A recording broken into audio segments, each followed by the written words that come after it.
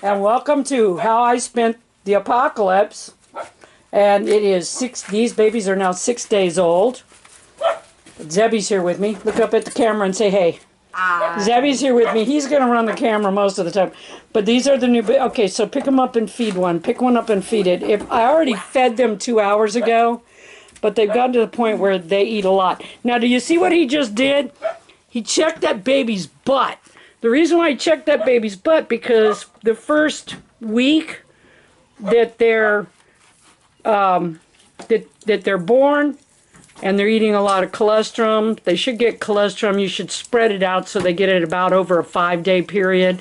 So they're just now off the colostrum.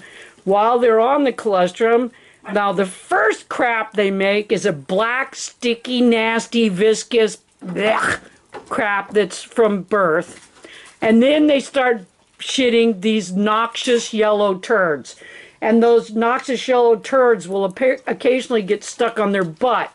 So you pick them up to feed them, and oh so cute, and then you get shit all over you. And that yellow shit will not come off. Not about a third? A little bit more. So he's given, each one of them gets a third of that bottle. Now, watch this one. See Piper? That's Piper in the back there. See what Piper's doing? Yesterday, when we changed the bedding, every one of these babies figured out how to get out of the box. So... Except for Meredith. No, Meredith was the first one out. No, it was Ginger. Was it Ginger? Okay, well, Meredith was out this morning, so I assume. Oh, dang. I thought he got out yesterday, but there they are. Oh, they're so cute. Okay, so get another one and feed it. We got to go milk here in a minute. I'm going to show you. Okay, see? He's checked it. It's never hurts. Check their butts, because you don't want that yellow, sticky shit. It is yellow. It is bright yellow. I should have probably taken a picture for the people, right? It is bright yellow. It is sticky. Nasty. I usually clean it up. I clean them if it gets stuck on them, and I clean their pin with wet wipes. And then, you know, so that we don't have it all over them and all over their pin. So you kind of monitor it. And now, about now is when they will start making those nice, nifty little goat pellet things that don't make a mess at all. Of course, the bedding had to be changed yesterday, after only a week. And with that, see, here comes, look, see him? He's escaping right now. Oh, his back legs are trapped. No, he's not trapped at all, see? And he's out. They only stay in at this point because they're used to the bed. Within a day, it'll be time, or two, it'll be time to try to put them in the pasture with their mom again. Because there will be no keeping them in. And they will just be running the shop. You're going to see if you can just, yeah, see, he's going to feed him.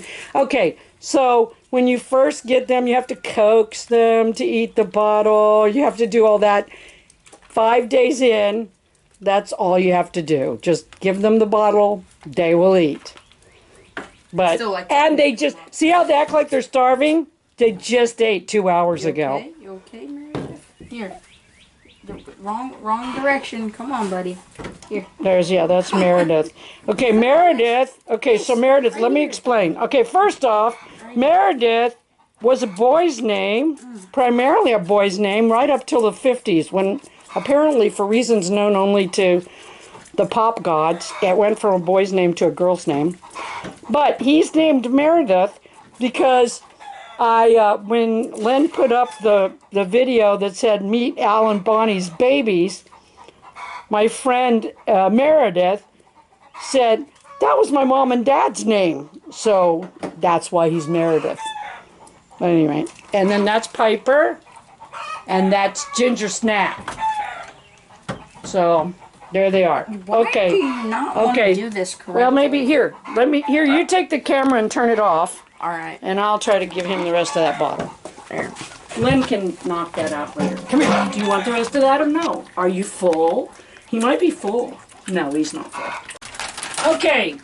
So, there's this thing that happens a lot of times with does after the kid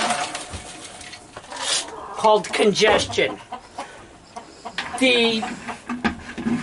the colostrum is super thick. Just like a step down from pudding in some cases, especially Bonnie's is especially thick. Okay, so here's the problem. Her bag blew completely up and got hard. Okay, and when it did, she got, see that? That's scabbing off. Can you come over here and get a picture of this? That's a pressure wound. Not unlike a bed sore. There were no cuts or anything. It goes all the way around because the worst compaction she had was here, which made her exceedingly hard to milk.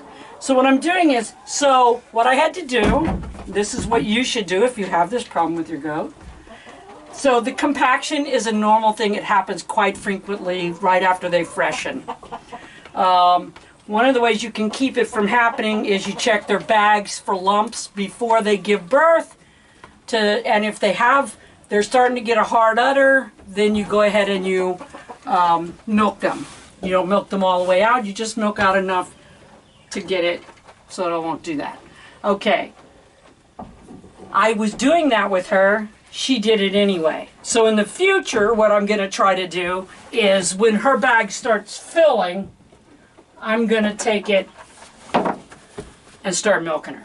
Okay, so what it made me do though, it was huge and she was in a lot of pain. So I wound up shooting her with antibiotics for 4 days, which is what you're supposed to do. I gave her shots of antibiotics in her shoulders. It's a sub-Q shot. If you don't know how to do a sub-Q shot, I should have taken a picture of that.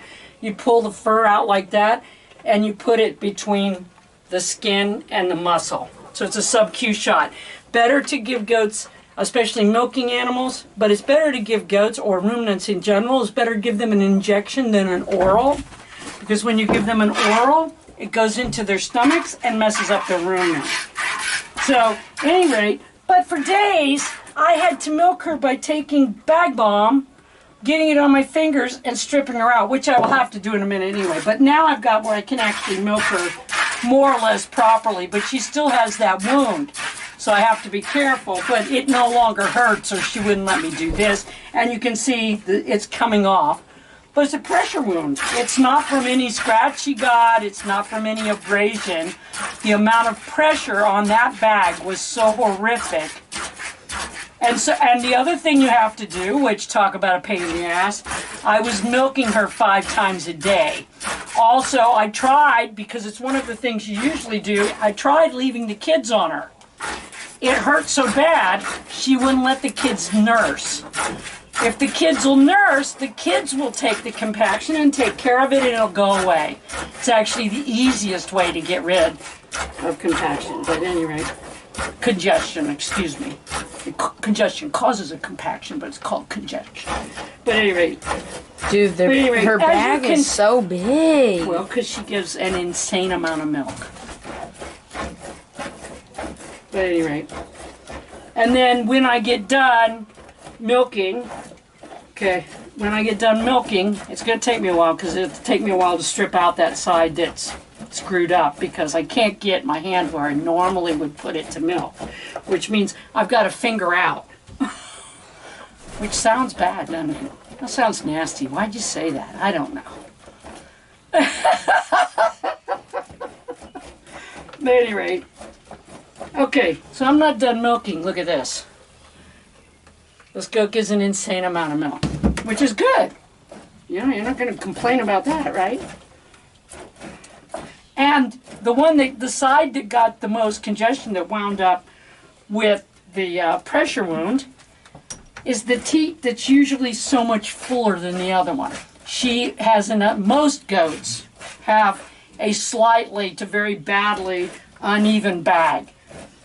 Bonnie has always had more milk on the left side than the right side. And so when it got congested in the left teat and couldn't, the milk was not flowing, it hardens like, huh? I know, she's eating my hat. Did you get footage of it? Yeah. No, not that I told you they're assholes. Animals are assholes. Okay, so, yeah, she's eating my hat. Well, because I can't, okay, you don't want to just, and that's another thing. You can't, okay, so you're milking 5 and 6 times a day because they have this problem. you can't give them any more feed than you normally would. So you're giving them a little bit, and then you notice I've got her chained up. I've got her chained up because she's already finished her food. And although she's been pretty good, there is a point at which she's like, quit farting with me, that hurts. And she wants to get up. Of course, what happened about 2 days in was she realized that having me milk took the pressure off and it didn't hurt as bad. And so then she started behaving. But for the first 2 days, it's kind of a nightmare. Okay, so she's milking pretty good now. But what I'm going to do is I've got to strip that teat out as much as possible. I do not want to drag on that teat. It hurts. It's got a scab on it. Okay, so I'm going to put, this is Bag Balm. It's a really good product. I hope I'm not getting in trouble for product endorsement, but this one's older than dirt. It's been around forever. It's the one my grandfather used on his cattle back in the day. People use it for their hands now. You can't, I don't know if you can see, the wound is actually worse on the back side than it is the front side. That's why she's so hard to milk right now. See that? Okay, so I'm going to get my hand really greased up. And then to finish milking this, because I can't get a hold of it the way I normally do, and this is what I had to milk for the first 4 days she had this, I'm just going to do this. This is not good for their teats. You see people doing this in a show or a movie, they're doing it wrong. That is not how you milk. But see, she's got a spot there that doesn't have scab, and I'm able to get, because I can do this, I can pull the milk all the way out of the teat. So it's just getting that, I just want to get that teat, because of the congestion, I want to make sure I get that teat as empty as I can. And this will be the first, yesterday and the day before, I went to milking her 3 times a day. Today will be the first time I'll be back on the normal 2 times a day. And I'll keep putting Bag Balm on there. See, this is how well the Bag Balm works. This scabbing here is already gone and it's already healed. But where it was so bad in the back, it's going to take a couple more days to heal. And there you go. She's stripped out now. Look at that.